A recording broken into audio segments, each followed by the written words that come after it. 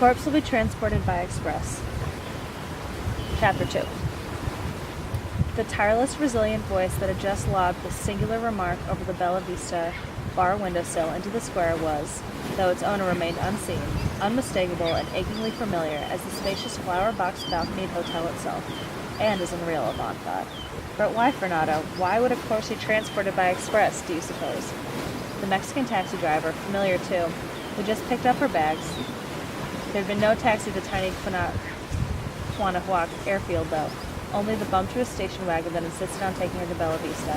Put them down again on the pavement as to assure her. I know why you're here, but no one's recognized you except me, and I won't give you away. Si, senora, he chuckled. Senora el Consul. Sighing, he inclined his head with a certain admiration towards the bar window. Hey, hombre.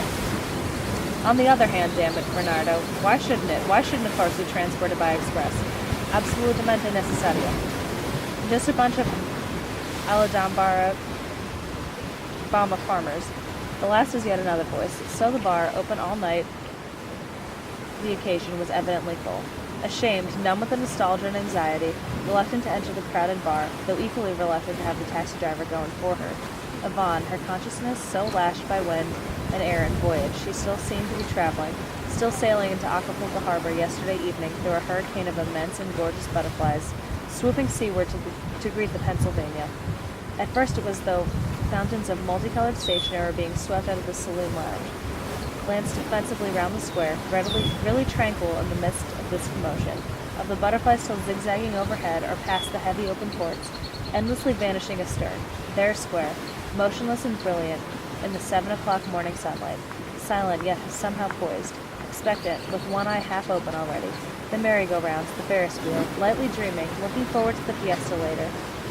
The ranged, rugged taxis, too, that were looking forward to something else. A taxi strike that afternoon. She'd been confidentially informed.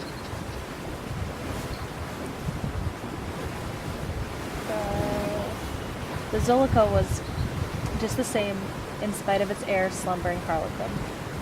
The old bandstand stood empty. The equestrian statue of the turbulent Huerta rode under the Newton trees, wild eyes evermore, gazing over the valley beyond which, as if nothing had happened, and it was November 1936, and not November 1938. Rose eternally, her volcanoes, her beautiful volcanoes. Ah, how familiar it all was. Guanajuato. Her stops of cold, her town of cold mountain water swiftly running. Where the eagle stops, or did it really mean, as Louise said, near the wood? The trees, the massive shiny depths of these ancient Fresno trees, how would she ever live without them? She drew a deep breath. The air yet had a hint about it of dawn. The dawn this morning at Acapulco. Green and deep purple high above, and gold scrolled back to the reveal river of Lapis where the horn of Venus burned so fiercely she could imagine her dim shadow cast from its light on the airfield. The vultures floating lazily up there above the brick-red horizon, whose peaceful foreboding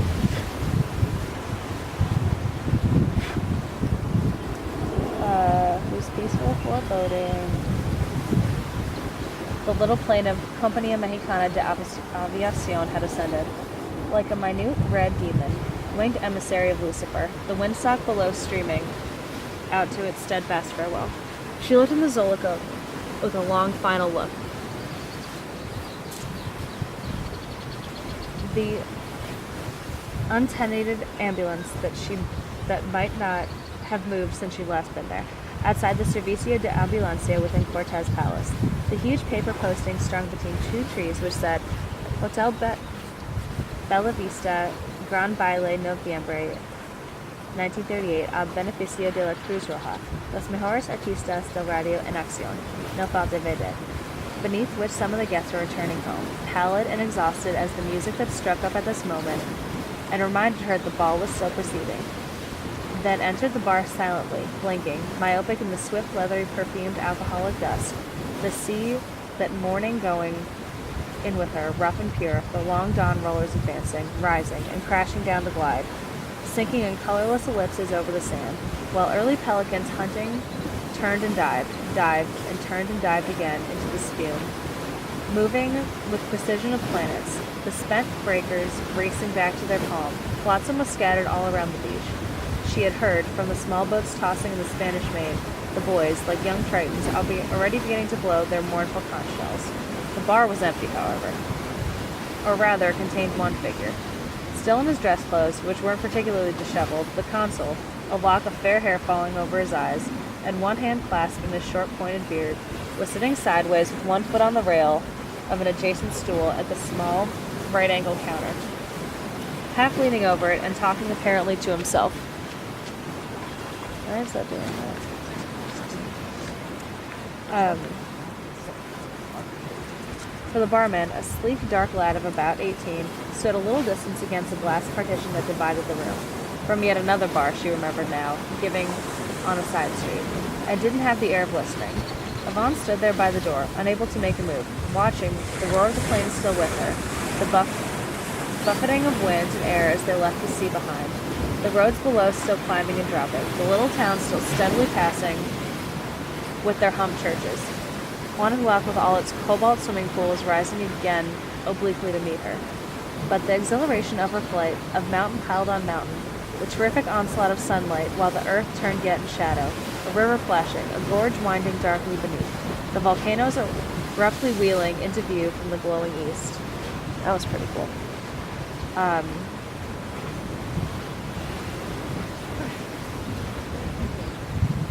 The exhilaration and longing he had for her. Yvonne felt her spirit that had flown to meet this man as if already sticking to the leather.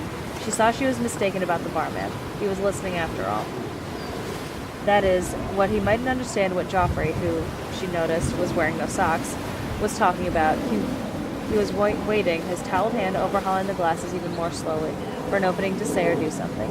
He set the glass he was drying down. Then he picked up the consul's cigarette, which was consuming itself in an ashtray at the counter's edge, inhaled it deeply, closed his eyes with an expression of playful ecstasy, opened them and pointed, scarcely exhaling now the slow billowing smoke from his nostrils and mouth, an advertisement for Cafe Asperina, a woman wearing a scarlet brasserie lying on a scrolled divan, behind the upper row of tequila anejo bottles. Absolutamente necesario, he said, and Yvonne realized it was the woman, not the Cafe Asperina he meant. The consul's phrase, doubtless, was absolutely necessary. But he hadn't attracted the consul's attention, so he closed his eyes again with the same expression, opened them, replaced the consul's cigarette, and still exuding smoke, pointed once more to the advertisement. Next it, she noticed, one for the local cinema, simply, Las Manos de Orlac, Compita Lore, and repeated, absolutamente necesario. A corpse, whether adult or child, the consul had resumed, after briefly pausing to laugh at this pantomime, and to agree with a kind of agony. Si, Fernando. Absolutamente necesario. And it is a ritual, she thought, a ritual between them, as there were once rituals between us. Only Joffrey had gotten a little bored with it at last, resumed his study of a blue and red Mexican National Railway's timetable. Then he looked up abruptly and saw her, peering short-sightedly about him before recognizing her, standing there, a little blurred probably because the sunlight was behind her, with one hand thrust through the handle of her scarlet bag resting on her hips. Standing there as she knew he must have seen her, half jaunty, a little diffident. She was still holding the timetable. The consul built himself to his feet. Still holding the timetable, the consul built himself to his feet as she came forward. Good God. Yvonne hesitated, but he made no move towards her. She slipped quietly onto a stool beside him. They did not kiss. Surprise party. I've come back. My plane got in an hour ago. When Alabama comes through the door, we ask nobody any questions, came suddenly from the bar on the other side of the glass partition. We come through with heels flying. From Acapulco, Hornos, I came by boat, Joff. From San Pedro, Panama Pacific, the Pennsylvania. Joff, bullheaded Dutchman. The sun parches the lips and they crack. Oh Christ, it's a shame. The horses all go away kicking in the dust. I wouldn't have it. They plug them too. They don't miss it. They shoot first and ask questions later. You're goddamn right. And that's a nice thing to say. I take a bunch of goddamn farmers. They ask no questions. Righto. Smoke a cool cigarette. Don't you love these early mornings? The consul's voice, but not his hand, was perfectly steady as now he put the timetable down. Have, as our friend next door suggests, he inclined his head towards the partition. A. The name stuck on her trembling. The name on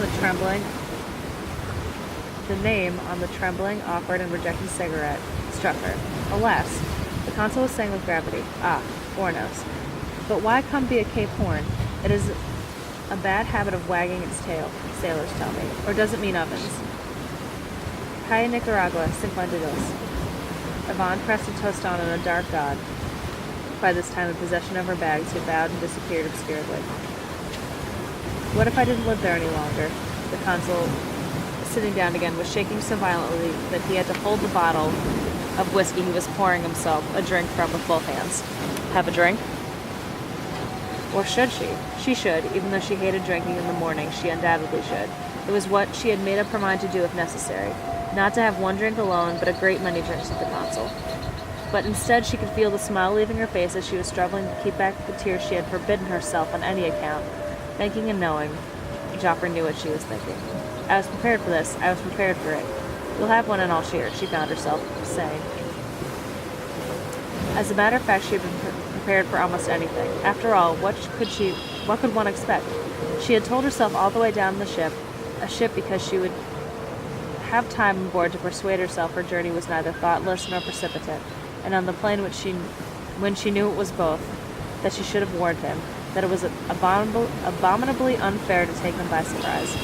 Joffrey, she went on, wondering if she seemed pathetic sitting there, all her carefully thought-out speeches, her plans and tactics so obviously vanishing in the gloom, or merely repellent. She felt slightly repellent, because she wouldn't have a drink. What have you done? I wrote you and wrote you. I wrote till my heart broke. What have you done with your life? Came from beyond the glass partition. What a life. Christ, it's a shame. Where I come from, they don't run. We're going through busting this way. No. I thought of course you've returned to England, when you didn't answer. What have you done? Oh, Jopp, have you resigned from the service? Went down to Fort Sale, took your shoe shot, and took you. Your Brownings. Jump, jump, jump, jump, jump. See? Get it? I ran into Lewis in the Santa Barbara. He said you were still here. And like hell you can't do it, and that's what you do in Alabama. Well, actually, I've only been away once. The consul took a long, shuddering drink, then sat down again beside her. To Oaxaca. Remember Oaxaca? Oaxaca? Oaxaca. The word was like a breaking heart, a sudden peal of sifted bells in the gale, the last syllables of those dying of thirst in the desert. Did she remember Oaxaca? The roses and the great tree?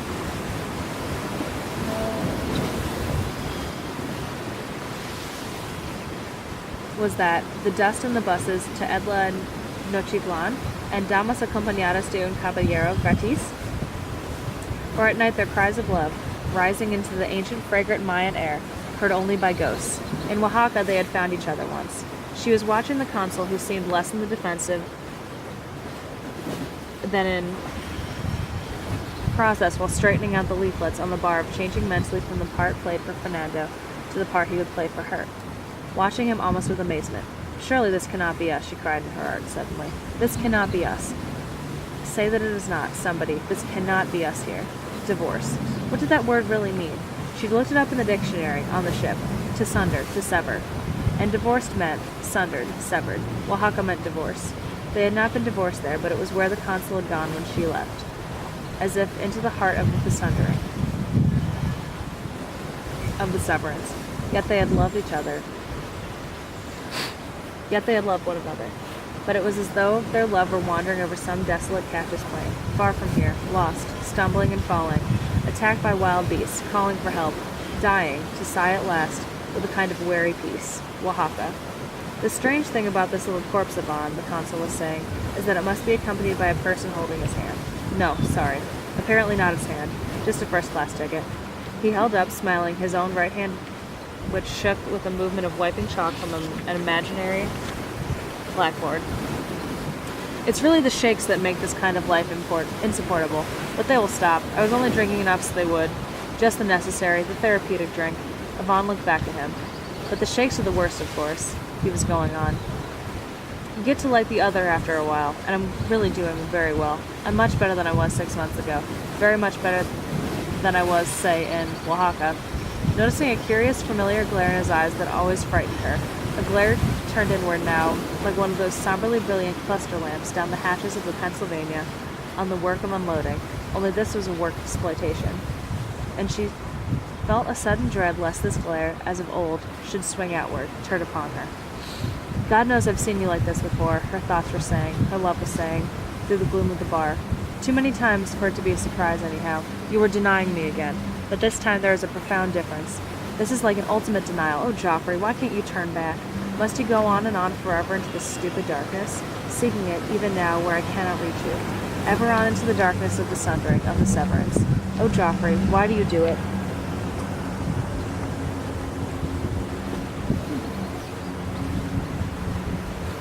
But look here, hang it all. It is not altogether darkness, the consul seemed to be saying in reply to her, gently, as he produced a half-filled pipe, and with the utmost difficulty lit it. And as her eyes followed his as they roved around the bar, not meeting the barman, who had gravely, busily effaced himself into the background. You misunderstand me if you think it is altogether darkness I see, and if you insist on thinking so, how can I tell you why I do it? But if you look at the sunlight there, then perhaps you'll get the answer. See, look at the way it falls through the windows. What beauty can compare to that of a cantina in the early morning? Your volcanoes outside, your stars, Ras Al Gethi, Antares raging south-southeast. Forgive me, no. Not so much the beauty of this one necessarily, which, a regression on my part, is not perhaps properly a cantina, but think of all the other terrible ones where people go mad that will soon be taking down their shutters, for not even the gates of heaven, opening wide to receive me, could fill me with such celestial, complicated and hopeless joy as the iron screen that rolls up with a crash, as the unpadlocked jostling jealousies which admit those whose souls tremble with the drinks they carry unsteadily to their lips. All mystery, all hope, all disappointment. Yes, all disaster is here, beyond those swinging doors. And, by the way, do you see that old woman from Tarasco sitting in the corner? You didn't before, but do you now? His eyes asked her, gazing round him with the bemused, unfocused brightness of a lover's. His love asked her. How, unless you drink as I do, can you hope to understand the beauty of an old woman from Tarasco who plays dominoes at 7 in the morning? It was true. It was almost uncanny. There was someone else in the room she hadn't noticed until the consul. Without a word, had glanced behind them. Now Yvonne's eyes came to rest on the old woman, who was sitting in the shadow of the bar's one table. On the edge of her table, her stick, made of steel with some animal's claw for a handle, hung like something alive. She had a little chicken on a cord, which she kept under her dress over her heart. The chicken peeped out with a pert, jerky, sidelong glances. She set the little chicken on a table near her, where it pecked among the dominoes, uttering tiny cries. Then she replaced it, drawing her dress tenderly over it. But Yvonne looked away. The old woman with her chicken and the dominoes chilled her heart. It was like an evil omen. Talking of corpses, the consul poured himself another whiskey and was signing a chit book with a somewhat steadier hand while Yvonne sauntered towards the door.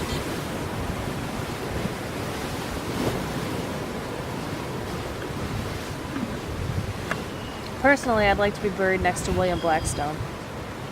He pushed the book back for Fernando, to whom mercifully he had not attempted to introduce her. The man who went to live among the Indians. You know who he was, of course. The consul stood half-turned towards her, doubtfully regarding this new drink he had not picked up.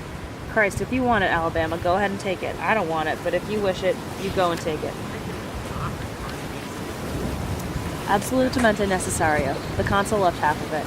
Outside, in the sunlight, in the backwash of tapping music from the still continuing ball, Yvonne waited again, casting nervous glances over her shoulder at the main entrance of the hotel, from which belated revelers, like half-dazed wasps out of a hidden nest, issued every few moments, while, on the instant, correct, abrupt, Army and Navy, consular, the consul, with a scarce tremor now, found a pair of dark glasses and put them on. Well, he said, the taxis seem to have all disappeared. Shall we walk?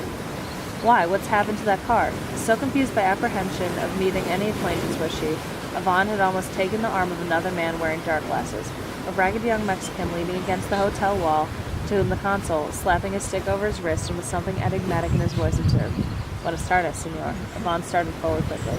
Yes, let's walk. The consul took her arm with courtliness.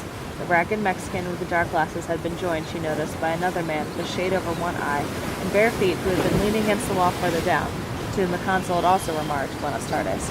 But there were no more guests coming out of the hotel, only the two men who politely called Buenas after them, standing there nudging each other as if to say, he said Buenas tardes, what a card he is. And they set off obliquely through the square. The fiesta wouldn't start till much later, and the streets that remembered so many other days of the dead were fairly deserted. The bright banners, the paper streamers flashed. The great wheel brooded under the trees, brilliant, motionless. Even so, the town around and below them was already full of sharp, remote noises like explosions of rich color. Box said an advertisement. Arena Tomalin. Frente al Jardín Psicotancato. Domingo 8 del Noviembre en 1938. Four emocionantes peleas. Yvonne tried to keep herself from asking, "Did you smack the car up again?" "As a matter of fact, I've lost it." "Lost it? It's a pity because... But look here, dash it all. Aren't you terribly tired, Yvonne?" "Not in the least. I should think you're one to be. Box, preliminar at 4 rounds. El Turco. Verso el Oso. I had 1,000,000 hours of sleep on the boat, and I'd far rather walk. Only nothing. Just a touch of the rheumatiz. Or is it the screw? I'm glad to get some circulation going in the old legs." Box, evento especial at 5 rounds. Tomas Agüero, versa Arena Tomalin. En Arena Tomalin. "It's a pity about the car because we might have gone to the boxing," said the consul, who was walking almost exaggeratedly erect. "I hate boxing. That's not till next Sunday anyhow. I hear they have some kind of bull throwing on today over at Tomalin. Do you remember?" "No." The consul, with no more recognition than she, held up one finger in dubious greeting to an individual resembling a carpenter, running past them, wagging his head and carrying a sod-length of grain board under his arm, and who threw, almost chanting, a laughing word at him that almost sounded like mezcalito. The sun blazed down on them, blazed on the eternal ambulance whose headlights were momentarily transformed into a blinding magnifying glass. Oops.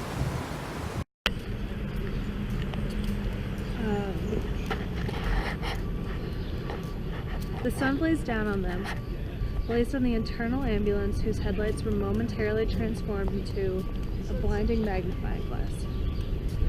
Blazed on the volcanoes. She could not look at them now. Born in Hawaii, she'd had volcanoes in her life before. However, seated on a park bench under the tree in the square, his feet barely touching the ground, the little public scribe was already crashing away on a giant typewriter. "I'm taking the only way out, semicolon," the consul offered, cheerfully and soberly in passing. "Goodbye, full stop. Change a paragraph, change a chapter, change of worlds." The whole scene about her, the names on the shops surrounding the square, the advertisements, striking Ivana so strangely familiar all over again and yet so sharply strange after the year's absence. The severance of thought and body, modes of being, became almost intolerable for a moment. "You might have made use of him to answer some of my letters," she said. "Look, do you remember what Maria used to call it?" The consul, with his stick, was indicating to the tree the little American grocery store, cat-a-corner to Cortez Palace. "Piggly Wiggly?" "I won't," Yvonne thought, hurrying on and biting her lips. "I won't cry." The consul had taken her arm. "I'm sorry, I never thought." They emerged on the street again. When they had crossed it, she was grateful for the excuse suggested by the printer's shop window for readjustment. They stood, as once, looking in. The shop, adjacent to the palace, but divided from it by the breadth of a steep, narrow street, desperate as a wind's, was opening early.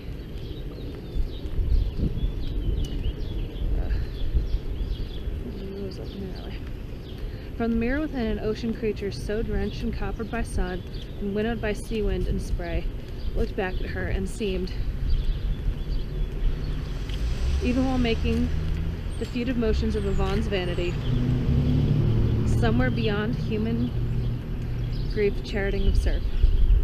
But the sun turned grief to poison, and the glowing body only mocked the sick heart, Yvonne knew, but that sun-darkened creature of waves and sea margins and windrows did not. In the window itself, on either side of his abstracted gaze of her mirrored face, the same brave wedding invitations she remembered were ranged, the same touch-up prints of extravagantly floriferous brides.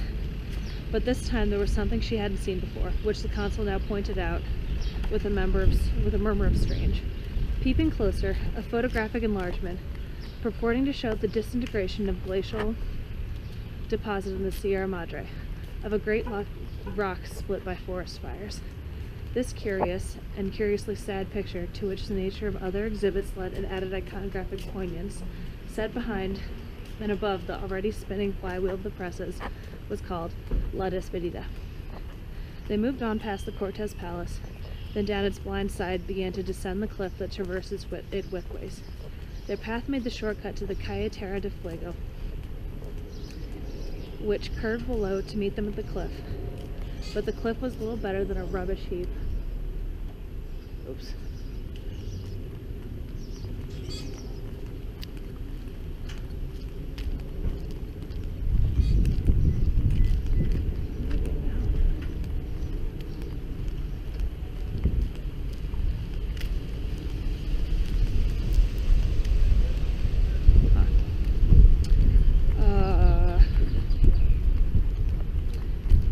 But the cliff was little better than a rubbish heap that, oh, this is not a way out, whatever.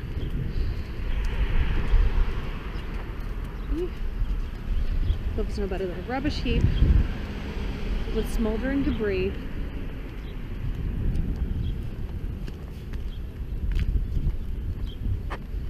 and they had to pick their way through carefully. Yvonne breathed more freely though. Now they were leaving the center of town behind. La Despedida, she thought, the parting. After the damp and detritus had done their work, both severed halves of that blasted rock would crumble to earth. It was inevitable, so said the picture. Was it really? Wasn't there some way of saving the poor rock whose immaturability so short a time ago no one would have dreamed of doubting? Who would have thought of it then as other than a single integrated rock? But granted it had been split. There was no way before total disintegration should set in of at least saving the severed halves. There was no way. The violence of the fire which split the rock apart had also incited the destruction of each separate rock, canceling the power that might have held them unities. Oh, but why? Some fanciful geological thaumaturgy. Couldn't the pieces be welded together again? She longed to heal the cleft rock. She was one of the rocks and she yearned to save the other, that both might be saved. By a superlapidary effort, she moved herself nearer to it, poured out her pleas, her passionate tears, told all her forgivenesses. The other rock stood unmoved. That's all very well, it said, but it happens to be your fault, and as for myself, I propose to disintegrate as I please. In Tortu, the consul was saying, though Yvonne was not following, and now they had come out in Calle Terra del Fuego.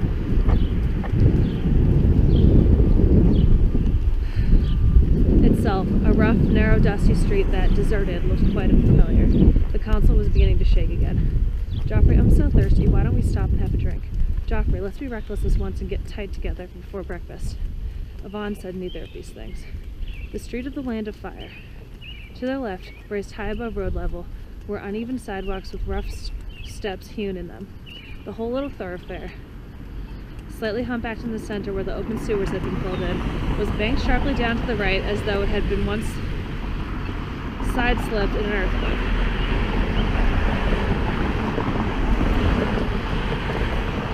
On this side, one-storied houses with tiled roofs and oblong barred windows stood flush with the street but seemingly below it.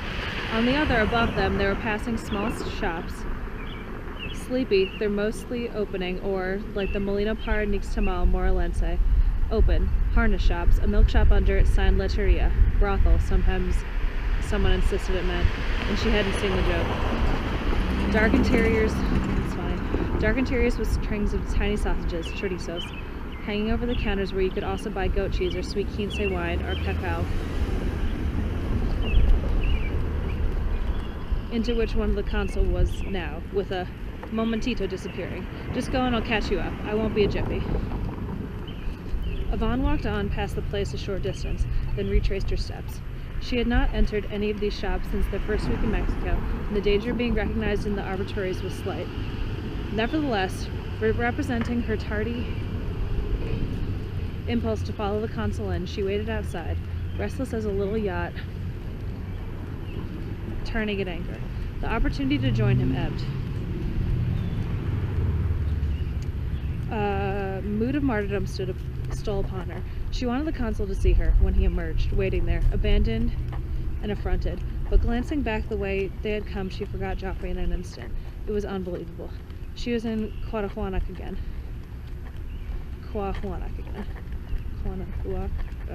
There was Cortez Palace, and there, high on the cliff, a man standing, gazing over the valley, who from his air of martial intentness might have been Cortez himself.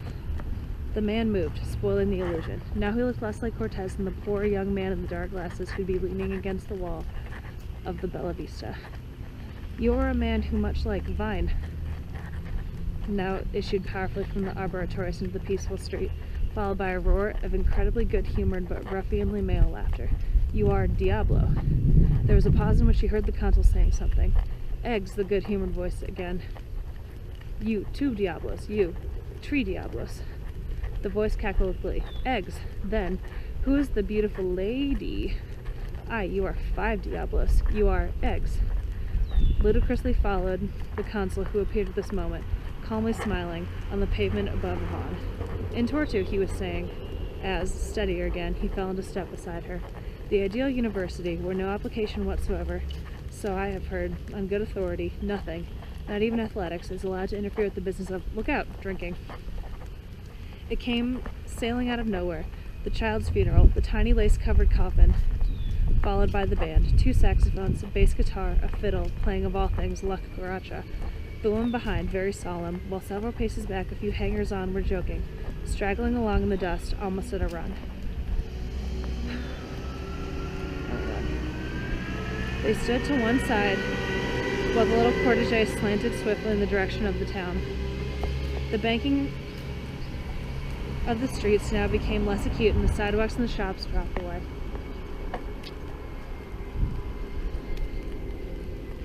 To the left there was only a low blank wall with vacant lots behind it, whereas to the right the houses had turned into low, open shanties filled with black carpet.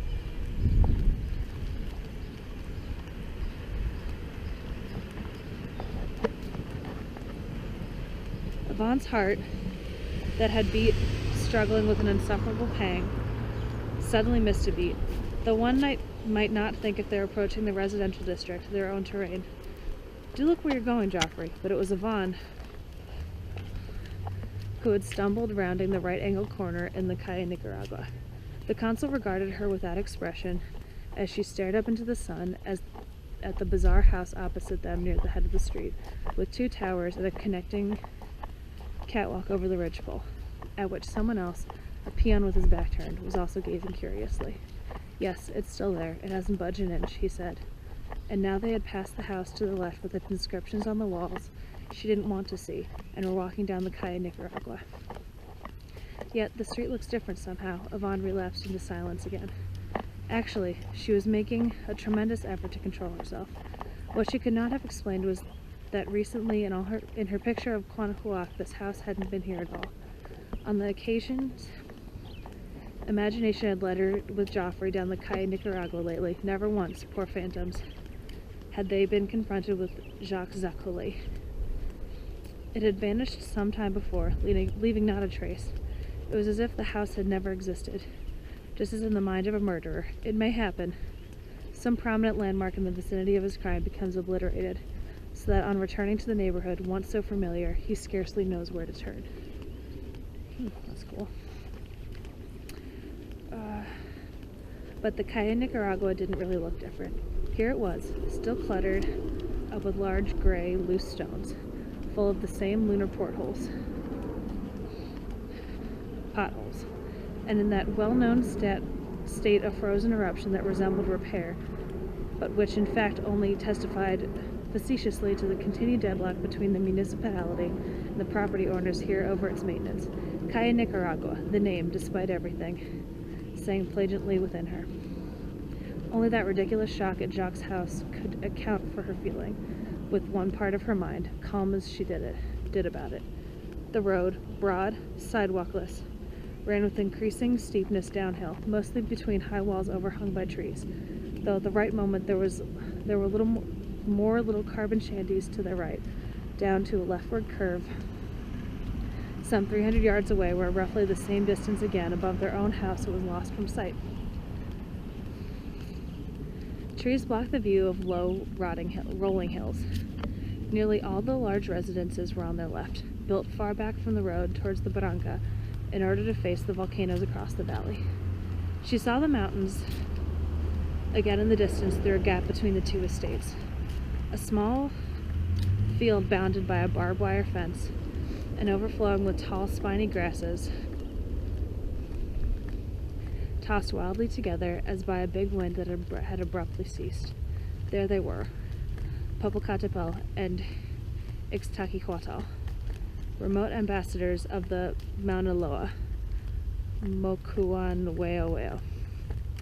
Dark clouds now obscured their base. The grass, she thought, wasn't as green as it should be at the end of the rains. There must have been a dry spell. Though the gutters on either side of the road were brimful of rushing mountains of water. And he's still there too. He hasn't budged an inch either. The consul, without turning, was nodding back in the direction of M. Laurel's house. Who hasn't? Yvonne faltered. She glanced behind her. There was only one peon who had stopped looking at the house and was going into an alleyway. Jacques. Jacques?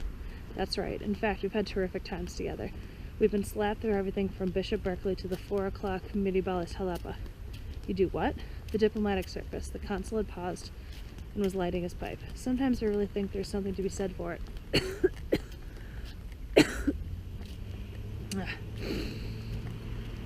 He stopped to float a match down the brimming gutter, and somehow they were moving, even hurrying on. She heard bemusedly the swift, angry click and crunch of her heels on the road, and the consul's seemingly effortless voice at her shoulder. For instance, have you ever been British attaché to the White Russian Embassy in Zagreb in 1922? And I've always thought a woman like you would have done very well as an attaché to the White Russian Embassy in Zagreb in 1922, but God knows how I managed to survive that long. You might have acquired a certain, I don't say technique exactly, but a mien, a mask, a way, at any rate, of throwing a look into your face at a moment's notice of sublime dishonest detachment. Although I can say very well how it strikes you, how the picture of our implied indifference, Jacques and mine that is, strikes you, as being even more indecent than, say, Jacques shouldn't have left when you did, or that we shouldn't have dropped the friendship. But had you, Yvonne, ever been on the bridge of a British Q-ship, and I've always thought a woman like you would have been very good on the bridge of a British Q-ship, peering at the Tottenham Court Road through a telescope, only figuratively speaking, of course, day in and day out, counting the waves, you might have learnt, please look where you're going. Though had you, of course, ever been to the consul to Cuckold-shaven, that town cursed by the lost love of Maximilian and Carlotta, then why?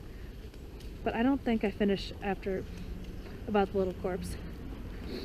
What is really so astonishing about him is that he has to be checked, actually checked, to the U.S. borders of exit, while the charges for him are equivalent to 2 adult passengers. However, since you don't seem to want to listen to me, here's something else perhaps I ought to tell you. Something else, I repeat, very important that perhaps I ought to tell you. Yes, what is it? About Hugh. Yvonne said at last. You've heard from Hugh? How is he? He's staying with me. Box. Arena Tomalin frente al Jardín Tan Domingo 8 noviembre de 1938. El Redondillo. Las Manos de Orla con Peter Lorre. What? Yvonne stopped dead. It seems he's been in America. This time on a cattle ranch, the consul was saying rather gravely as anyhow, they moved on, but this time more slowly. Why, heavens knows. It couldn't be he was learning to ride, but still, he looked up about a week ago in a distinctly unpuka outfit, looking like Hoot S. Hart in the Riders to the Purple Sage.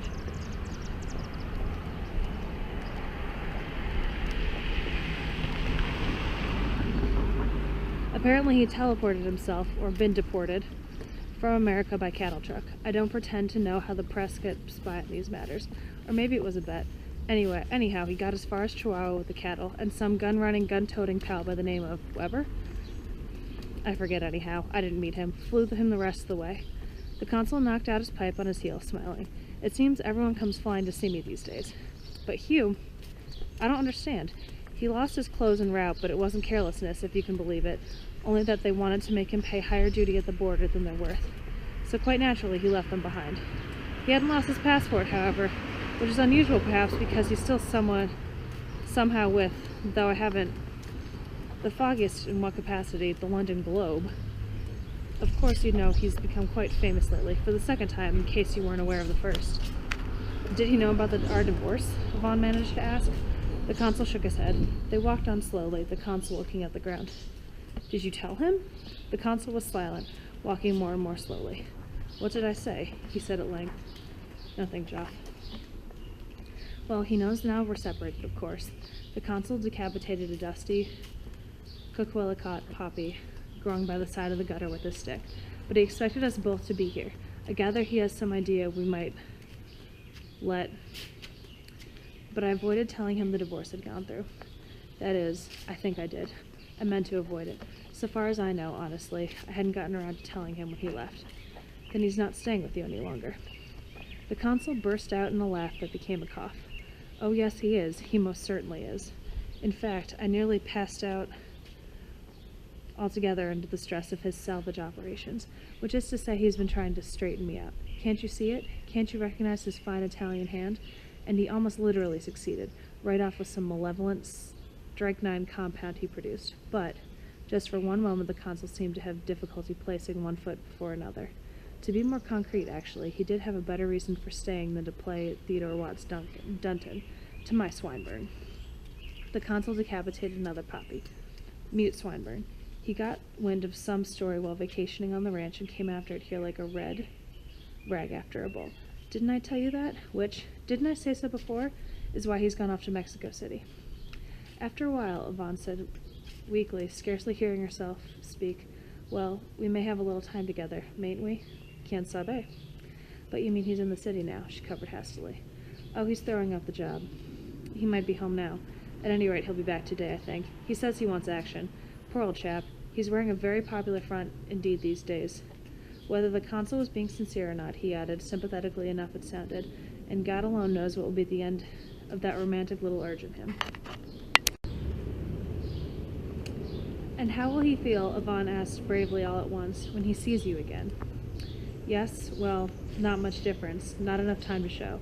But I'd just been about to say," the consul went on with a slight hoarseness, "that the terrific times, Laurel's and mine, I mean, ceased on the advent of Hugh. He was poking at the dust with his stick, making little patterns for a minute as he went on, like a blind man. They were mostly mine because Jacques has a weak stomach and is usually sick after 3 drinks, and after 4 he would start to play the Good Samaritan, and after 5 Theodore Watts Dunton too, so that I appreciated, so to speak, a change of technique, at least to the extent that I find I shall be grateful now, on Hugh's behalf. You say nothing to him." "Oh." The consul cleared his throat. "Not that I have been drinking much, of course, in his absence, and not that I'm not absolutely stone-cold sober now, as you can readily see." "Oh, yes, indeed," Yvonne smiled, full of thoughts that had already swept her 1,000 miles in frantic retreat from all this. Yet she kept walking on slowly beside him, and deliberately, as a climber on a high, unguarded place looks up at the pine trees above on a precipice and comforts himself by saying, "Never mind about the drop below me. How very much worse if I were on top of one of those pines up there." She forced herself out of the moment. She stopped thinking. Or she thought about the street again, remembering her last poignant glimpse of it, and how even more desperate things had seemed then. And the beginning of the fateful journey to Mexico City, glancing back from the now lost Plymouth as they turned the corner, crashing, crunching down on its springs into the potholes, stopping dead, then crawling, leaping forward again, keeping in, it didn't matter on which side, to the walls. They were higher than she recalled, and covered in bougainvillea, massive smoldering banks of bloom. Over them she could see the crests of trees, their boughs heavy and motionless, and occasionally a watchtower, the eternal mirador of the Padian state, set among them. The house is invisible here below the walls and from on top, too. She'd once taken the trouble to find out, as if shrunken down inside their patios, the miradors cut off, floating above like lonely roof trees of the soul. Nor could you distinguish the houses much better through the wrought iron lacework of the high gates, vaguely reminiscent of New Orleans, locked in these walls on which were furtively penciled lovers' trysts, and which so often concealed less Mexico than a Spaniard's dream of home. The gutter on the right ran underground a while, and another of those low shanties built on the street frowned at her with its dark, open, sinister bunkers, where Maria used to fetch their carbon. Then the water tumbled out into the sunlight, and on the other side, through a gap in the walks, Popocatépetl emerged alone. Without her knowing it, they had passed the corner, and the entrance to their house was in sight. The street was now absolutely deserted, and save for the gushing, murmurous gutters that now became like 2 fierce little streams racing for each other. Silent, it reminded her, confusedly, of how in her heart's eye, before she met Louis, and when she'd have to imagine the consul back in England, she tried to keep Quannahuatic to itself as a sort of safe footway where its phantom could endlessly pace, accompanied only by her own consoling unwanted shadow, above the rising waters of possible catastrophe. Then since the other day Quannahuac had seemed, though emptied still, different, perched, swept clean of the past, with Joffrey here alone, but now in the flesh, redeemable, wanting her help. And here Geoffrey was, not only alone, not only wanting her help, but living in the midst of her blame, a blame by which, to all appearances, he was curiously sustained. Yvonne gripped her bag tightly. Suddenly lightheaded and barely conscious of the landmarks of the consul, who seemed recovered in spirits, was silently indicating with his stick. The country lanes to the right, and the little church that had been turned into a school with the tombstones, and the horizontal bar in the playground, the dark entrance to the ditch. The high wall on both sides had temporarily disappeared altogether, to the abandoned iron mine running under the garden. To and fro from school, Popocatépetl, it was your shining day, the consul hummed. Yvonne felt her heart melting. A sense of a shared, a mountain peace seemed to fall between them. It was false. It was a lie. But for a moment, it was almost as though they were turning home from marketing in days past. She took his arm, laughing, and they fell into step. And now here were the walls again, and here their drive sloping down into the street where no one had allayed the dust, already paddled by early bare feet. And now here was their gate, off its hinges and lying just beyond the entrance, as for that matter it had always lain, defiantly, half hidden under the bank of bougainvillea. There now, Yvonne. Come on, darling. We're almost home. Yes. Strange, the consul said. A hideous pariah dog followed them inside.